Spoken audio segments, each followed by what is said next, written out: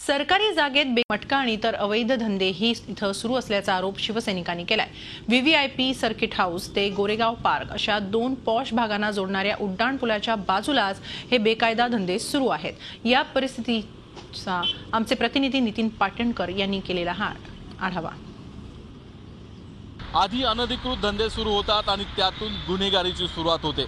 असंच एक उदाहरण पुण्यात समोर आलेलं आहे। पुण्यातलं व्हीव्हीआयपी सर्किट हाऊस आणि कोरेगाव पार्क यांना जोडणारा जो उड्डाण पूल आहे त्या खालचं हे दृश्य तुम्ही पाहू शकता। या ठिकाणी सरकारी जागेवरती हा दारूच्या रिकाम्या बाटल्यांचा व्यवसाय एवढ्या प्रचंड प्रमाणात सुरू आहे। विशेष म्हणजे ही कुणाची खाजगी जागा नाही तर ती सरकारी जागा आहे आणि सरकारी जागेवर एवढ्या राजरोजपणे हा धंदा सुरू आहे।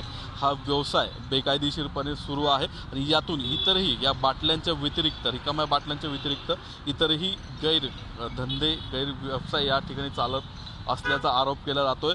शिवसेनेच्या कार्यकर्त्यांनी पुण्यातला हा प्रकार उघडकीस आणलेला आहे। ते आपल्याबरोबर आहेत, त्यांच्याकडून या घटनेविषयी आपण अधिक माहिती घेऊयात। तुम्ही हा सगळा प्रकार उघडकीस आणलेला आहे, काय माहिती? ही जागा खाजगी आहे, सरकारी आहे आणि कोण हा व्यवसाय करतोय?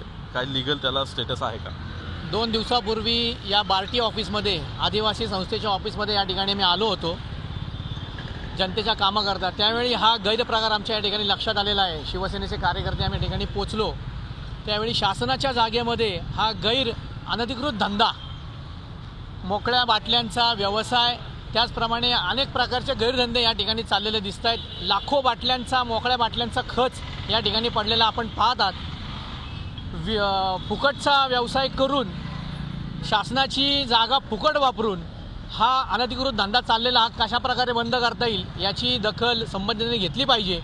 या ठिकाणी लाईटचा मीटर नसताना सुद्धा या ठिकाणी मीडियाचे कनेक्शन या ठिकाणी जे चालू आहेत टीव्हीसाठी, त्यांना लाईट नाही आहे, पाणी कनेक्शन नाही आहे, ते सुद्धा अनधिकृतपणे वापरताना या ठिकाणी सगळ्यांना दिसतोय। एवढ्या मोठ्या प्रमाणात हा अनधिकृत व्यवसाय सुरू आहे, त्यामुळे कर्तव्यदक्ष पुणे पोलीस आणि त्याचबरोबर संबंधित यंत्रणा, शासकीय यंत्रणा यावर कारवाई करतील अशी अपेक्षा करायला हरकत नाही।